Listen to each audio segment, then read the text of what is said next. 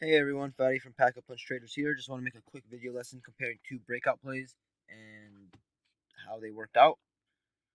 Just to get a deeper dive into breakouts, take some lessons away of, to get profitable next time you see one. So we got Tkat here with the nice, beautiful, easy, predictable play. And then we got, not Celz, excuse me. Was it Celz? No, there was one literally just the other day. I don't know why I'm blanking now. I guess let's just work on Celz. No, Gfai. Ha, remembered it. Celz was a very similar one. Same thinking. We'll go over that one as well. Might as well. But Gfai here and Tkat, gonna compare them. Breakouts, but worked out a little differently. So let's see here. Let's start off with the one that worked out. Let's just dive into it. So we got a low float play, low market cap, um, decent perking. Okay, history of spiking, former supernova, kind of near a bottom here, creating a base. But what is also really speaking out is the volume here. Really nice to see that it's above the volume on the day that it set the high that we're breaking over. That's really good to see that shorts are getting squeezed out and there's just high demand within it, more than the last time. So that should push it higher. Here we go. We have a break. The breakout level is 353, so it isn't until up here. But you get a solid push to that level, and right here you get the failure breakdown. You get higher lows, volume is still coming in. It's just kind of going sideways, consolidating around the area, trying to figure out if it's going to make it a resistance level or a support level. And as we can see here, it takes off. Volume really comes in, and shorts get squeezed late day into Friday. I took it from 350 to 4. I saw it as an easy, predictable play. As you can see here, next resistance level isn't really till the mid 4s, so I thought it had some range. If I'm buying it in the mid 3s around the breakout level, you could definitely get to 4. If not, definitely past that. Um, but yeah, so really here, the key is the volume and really just the supply and demand. That's really what I'm kind of taking away from this chart. There was a lot of demand and just float, the supply, not that much. And you combine that with people holding onto like maybe long term or whatnot, or people short, just whatever, it's gonna be less than 8.7. There's people holding the play, so you really need less volume than the 8 million to really get it moving. So you get a solid 30 million volume day, and we get this solid push, even passing where I sold at 4, and it gets at 429. The difference here with Gfai, why this one I didn't trade and I didn't really like it, even though I was kind of watching it just in case. It does have a lower flow. Volume wasn't bad at all, but you got to see the volume and compare it to the past. It's relative to what it's done. Decent volume, but not enough.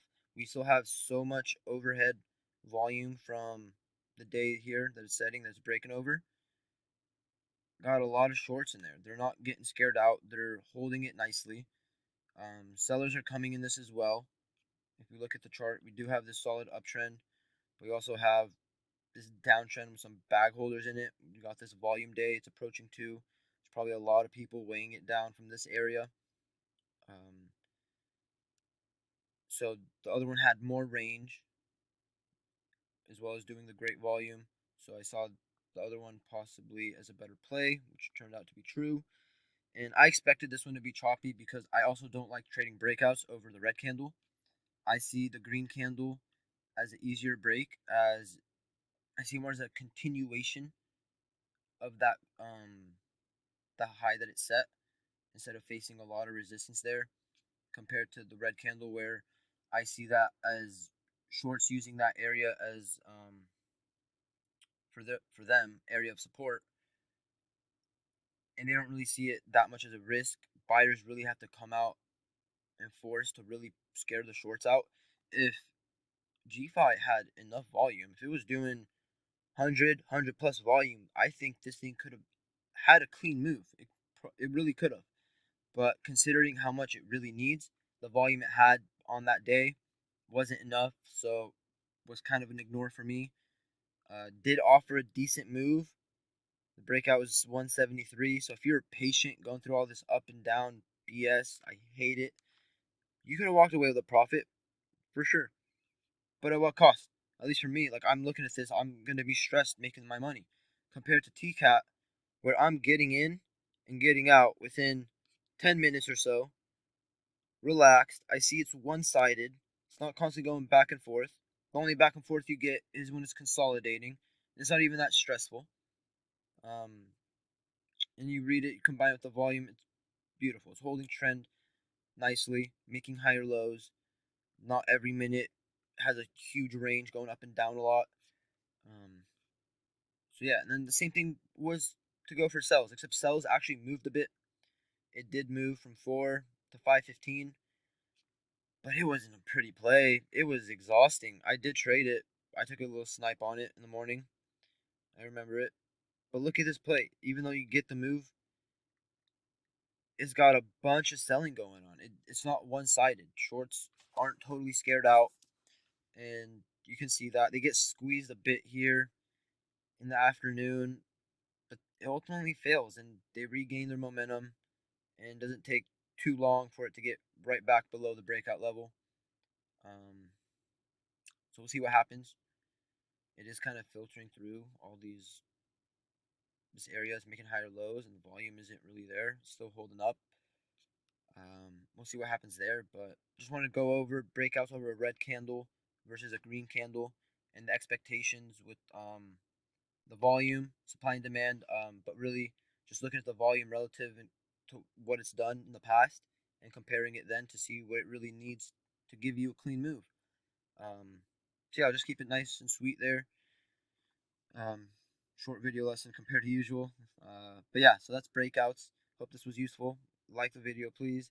Subscribe to our channel if you want more content like this. Check out our Twitter at Pack-a-Punch Traders.